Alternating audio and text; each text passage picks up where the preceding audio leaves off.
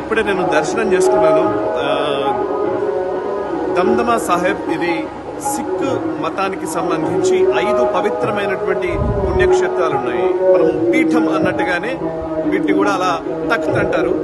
అలా 5 తఖ్త్లో ఇదొకటి.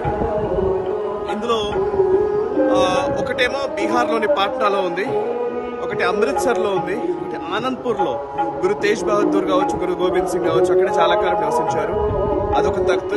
అండ్ అక్కడ ఇంకోటి నాందేడ్లో ఉంది. అండ్ ఇది 5వది, ఇది దమ్దమా సాహిబ్ అని అంటారు. దమ్దమా సాహిబ్ ఏంటంటే దీని చరిత్ర చాలా ప్రత్యేకమైంది.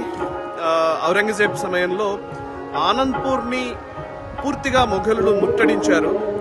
అప్పుడు గురు గోబింద్ సింగ్ జీ, సిక్ మతానికి సంబంధించిన 10వ గురువు గురు గోబింద్ సింగ్ జీ అక్కడి నుంచి బయలుదేరి అక్కడి నుంచి తన శిష్యుల్ని తీసుకుని బయటకు వస్తారు. అయితే అదే సమయంలో ఏం చేస్తారంటే గురు గోబింద్ సింగ్ జీ తన 2 పిల్లల్ని ఫతే సింగ్ और జోరావర్ సింగ్ ఇద్దరిని కూడా వాళ్ళ అమ్మ దగ్గర పెట్టేసి వదిలేసి గురు గోబింద్ సింగ్ జీ ఇక్కడికి వచ్చారు, దమ్దమా సాహిబ్కి, ఈ ప్రాంతానికి వచ్చారు. అండ్ ఇక్కడే గురు గ్రంథ్ సాహిబ్ ని ఆయన పూర్తిగా ఫినిష్ చేశారు అని చెప్పేసి చరిత్ర చెబుతోంది. అండ్ మరొక విషయం ఏంటంటే ఆ 2 పిల్లల్ని ఎక్కడైతే ఆనందపూర్ లో గురు గోబింద్ సింగ్ జీ వదిలేసి వచ్చారో ఆ 2 పిల్లల్ని ఔరంగజేబ్ ఖైదు చేయిస్తాడు. వజీర్ ఖాన్ అనే వ్యక్తి ఈ మొఘలుల సామ్రాజ్యానికి సంబంధించి ఇక్కడ ముఖ్యమైనటువంటి నాయకుడు. ఆ వజీర్ ఖాన్ ఆ 2 పిల్లల్ని, ఆ ముసలమ్మని అండ్ గురు గోబింద్ సింగ్ జీ తల్లిని, వీళ్ళందరినీ తీసుకెళ్లి ఖైదు చేస్తాడు. అండ్ ఆ 2 పిల్లల్ని చాలా కఠినంగా బతికుండగానే వాళ్ళని సమాధి చేపిస్తారు. సో ఇంత దారుణమైనటువంటి ఒక సంఘటన ఇక్కడే జరిగింది. నిజంగా చెప్పాలంటే ఆయన గురు తేజ్ బహదూర్ ఏదైతే ఢిల్లీలో ఆయన తల నరికేశాడు ఔరంగజేబ్, ఆయన కుమారుడు గురు గోబింద్ సింగ్ జీ. గురు గోబింద్ సింగ్ జీ సిక్ మతానికి సంబంధించిన 10వ గురువు. ఆయన ఇక్కడికి వచ్చి కొంతకాలం ఇక్కడే రెస్ట్ తీసుకున్నాడు. అప్పుడే ఆయన గురు గ్రంథ్ సాహిబ్ ఏదైతే సిక్ మతానికి సంబంధించిన పవిత్రమైన గ్రంథంలో దాన్ని పూర్తి చేశాడని మనకు వీళ్ళ చరిత్రను బట్టి తెలుస్తోంది.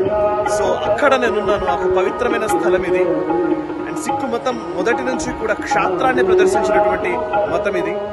డిఫెన్సివ్ గా కాదు, అఫెన్సివ్ గా కూడా ఉండాలని చెప్పినటువంటి మతం ఇది. సో సిక్ మతము నిజంగా సిక్ మతస్థులు లేకపోతే మత గురువులు వాళ్ళు లేకపోతే ఈ పార్టీకి నిజంగానే ధర్మం ఉండేదే కాదేమో. ఎందుకంటే వాళ్ళు డిఫెండ్ చేశారు చాలా వరకు మన భారతదేశాన్ని. అండ్ ఇప్పటికీ సరిహద్దుల్లో సిక్ సైన్యం మనల్ని డిఫెండ్ చేస్తూనే ఉంది, మనల్ని రక్షిస్తూనే ఉంది. వాళ్ళందరికీ ఆ శక్తి వంతమైనటువంటి ఆ వ్యక్తులందరికీ, వీరులకి, వీర మరణం పొందినటువంటి త్యాగధనులకి వాళ్ళందరికీ శిరస్సు వంచి నమస్కరిద్దాం. అండ్ ఈ దమ్దమా సాహెబ్లో నేను కోరుకున్నది అదే, ఈ భారతదేశంలో మళ్ళీ క్షాత్రం పెరగాలి, మళ్ళీ ధర్మం నిలబడాలి, ధర్మం నిలబడే విధంగా క్షాత్ర ప్రదర్శన కూడా జరిగే రోజు రావాలి. అలా ఉన్న వాళ్ళందరికీ శక్తియుక్తుల్ని ప్రసాదించి తండ్రి అని నేను ఆ గురు గోబింద్ సింగ్ జీని, గురునానక్ జీని వేడుకున్నాను.